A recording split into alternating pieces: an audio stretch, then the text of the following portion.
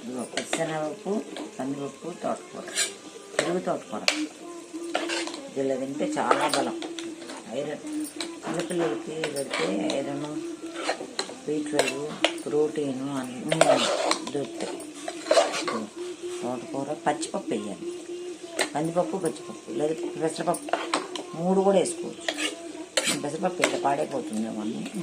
తోటకూర ఇదిగో ఇందులో వేస్తే ఇది ఇంత లక్కలాగా ఉడకదు. పెరుగు తోటకూర, పొయ్యి తోటకూర ఉంది, మా మొక్క కూర వేరే, ఇది వేరే. 3 రకాల తోటకూరలు. మళ్ళీ బీట్రూట్ కలర్లో ఉంది తోటకూర, ఆ తోటకూర కూడా ఉన్నాం. ఇది విడిగా పులుసుకూర చేద్దామని చేసా.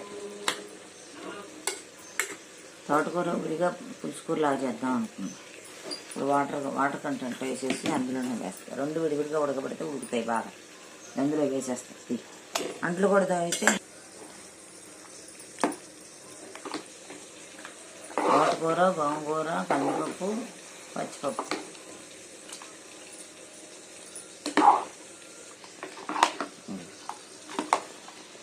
ఉలిపి గోంగూర కూడా వేసా.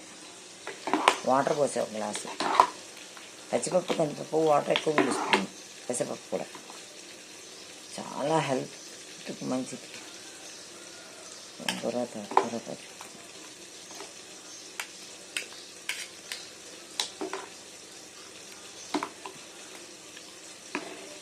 ఇదిగా చేసేదంటే ఇందులో బాగుంటుంది పప్పు.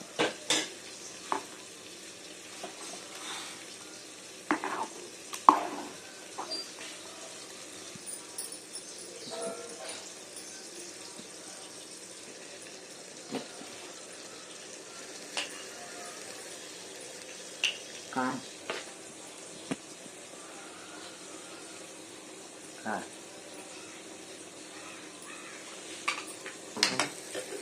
గోంగూర వేయనేమో అనుకొని చింతపండు తడిపిస్తుంది.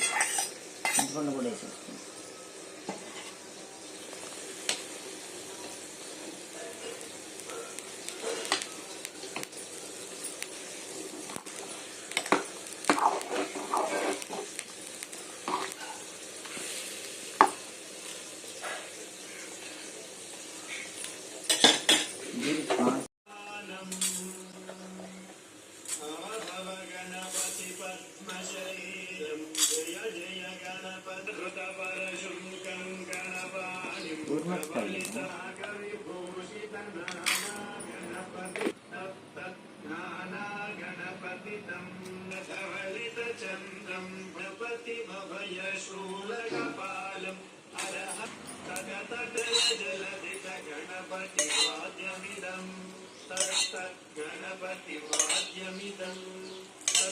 కూడా బాగుంటుంది.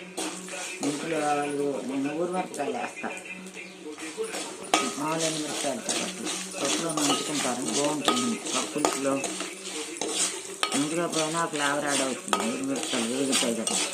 వడియాలు కూడా వేసుకుంటే బాగుంటుంది. గుమ్మడి వడియాలు, మినపొడియాలు.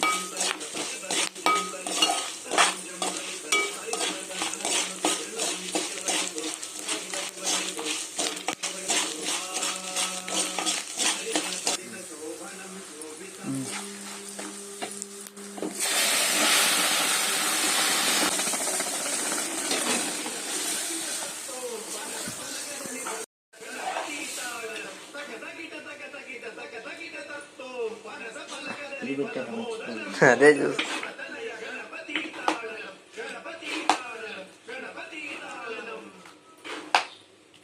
పచ్చిశనగపప్పు, కందిపప్పు, పెసరపప్పు వేస్తే బాగా బలం. ఆకుకూర, గోంగూర వేయనేమనుకుని కొంచెం చింతపండు కూడా వేసాను. ఉప్పు, పులుపు, కారాలు ఎక్కువ అవుతాయని పచ్చిపప్పు ఎక్కువ వేసాను. మళ్ళీ పెరుగు మాత్రం కూడా ఎక్కువ వేసేసారు. నేను తిరుగుమతిలో ఉల్లిపాయలు మర్చిపోయాను. పప్పులో వేయలే.